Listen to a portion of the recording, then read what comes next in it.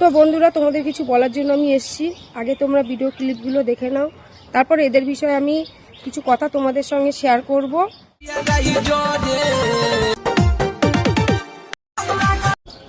তো ভিডিও ক্লিপগুলো তোমরা সবাই আশা করি দেখে নিয়েছো। তো এদের বিষয়ে আমি তোমাদের কিছু বলতে চাই। তো এরা কন্টেন্ট বানাচ্ছে, কন্টেন্ট এসে বলছে আমরা মেয়েরা যদি না দেখাই তাহলে ছেলেরা কি করে দেখবে। তো তাদের উদ্দেশ্যেই আমি বলছি, তোমরা তো ছেলেদের দেখাচ্ছ, তা ছেলেরা কেনই বা দেখবে না। আর সবথেকে বড় কথা এটা কি জানো, আগুনের পাশে মোম যখন রাখা হয় সেই মোমটা ঠিক গলেই যায়। তো ছেলেদের চোখটা আজকে আমার ঘরের মেয়ে ভালো আছে, অন্য ঘরের মেয়েরা খারাপ আছে, এই কারণে তো ছেলেরা খারাপ হয়েছে। তো আমি এটাই বলতে চাই, মেয়েরা দেখাচ্ছে বলেই ছেলেরা দেখছে। ছেলেদের মন্তব্যটাও বাজে হয়ে যাচ্ছে শুধু একমাত্র মেয়েদের কারণে। তোমরা তো বলছো আমরা না দেখালে ছেলেরা কি করে দেখবে। তোমরাই তো সোশ্যাল মিডিয়ায় এসে সব কিছু দেখাচ্ছ। তোমরা না পয়সা দিয়ে নতুন নতুন পোশাক না কিনে তোমরা যদি নতুন নতুন একটা সুন্দর শাড়ি কিনে সোশ্যাল মিডিয়ায় ভিডিও করতে, সেটা হয়তো বেশি ভালো লাগতো।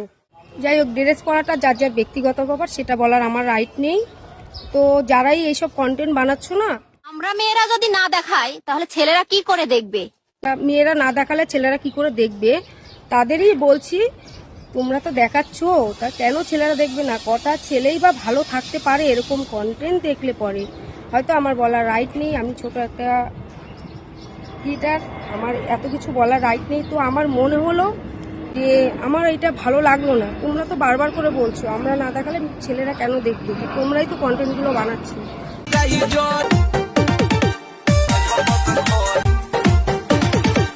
তা তোমরা যেটা বলছো সেটাই তোমরা বানাচ্ছ। তো আমি চাই, তোমাদের উদ্দেশ্যেই বলছি যে একটু ভালো কন্টেন্ট দাও। এই যে পয়সা দিয়ে সুন্দর সুন্দর ড্রেস কিনছো না, সুন্দর সুন্দর একটা শাড়ি কেনো না, সেটাই লোককে দেখাও, ভালো লাগবে দেখতে। হয়তো আমার ভিডিওটা তোমাদের অবধি পৌঁছাবে, তোমরা স্ট্রাইক মারতেই পারো।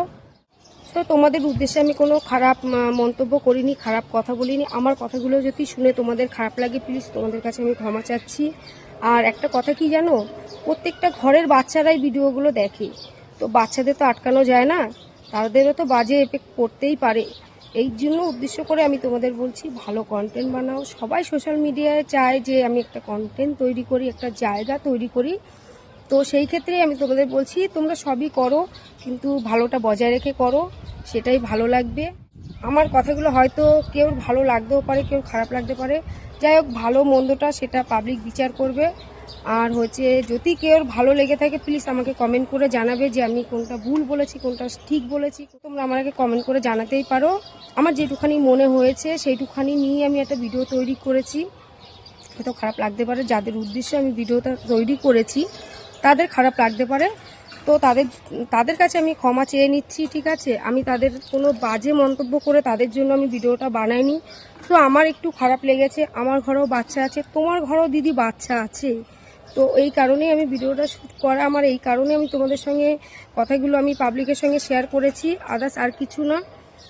তোমরা কন্টেন্ট বানাও, আমিও যেরকম বানাচ্ছি তুমিও বানাচ্ছ। আমি হয়তো ছোট একটা ক্রিয়েটার, আমার এই কারণে বানাচ্ছি, খারাপ হয়তো তোমাদের লাগতেই পারে। তো বন্ধুরা, বিচার করবে কতটা ঠিক বলেছি, কতটা ভুল বলেছি কিনা। তো তারাই আমাকে কমেন্ট করে জানাবে। তো এখানে আমি আমার ভিডিওটা সমাপ্ত করছি।